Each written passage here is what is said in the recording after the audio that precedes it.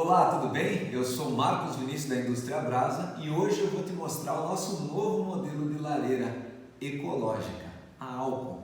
Esse modelo 2022 é totalmente construído em aço inoxidável.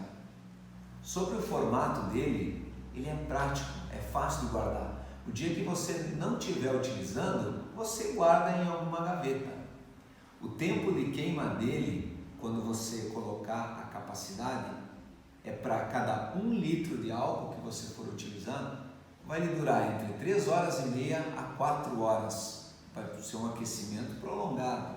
Sobre a capacidade dela, quando você coloca álcool, vem 2 segredinhos bem legais.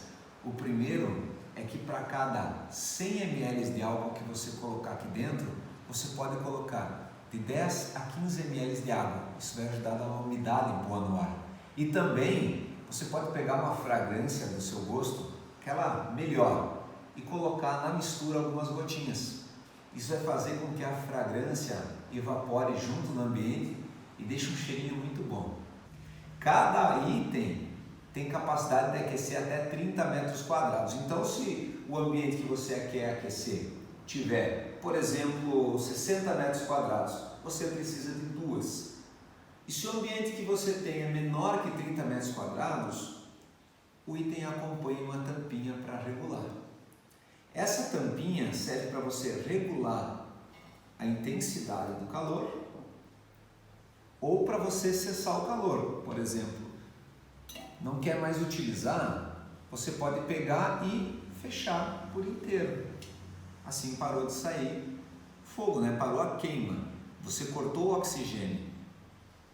Olha só, como é prático. Quando fechar, você tem que esperar ao menos uns 10 segundos para ter certeza que apagou. E aí você vai remover a tampinha. Quando você remove a tampinha, não tem mais o calor. E o álcool continua ali dentro nesse caso, né? Olha só, então eu vou reacender agora a lareira. A lareira acompanha um acendedor. Com esse acendedor, você vai molhar no álcool e acender. Sempre você mantém o seu rosto afastado na hora do acendimento, molha no álcool, acende, aproxima, pronto, fácil e seguro. Vou fazer com um outro modelinho também. Pronto. Agora, se eu quiser controlar, novamente, controle de temperatura, usa a tampinha. Olha. Como é prático, né?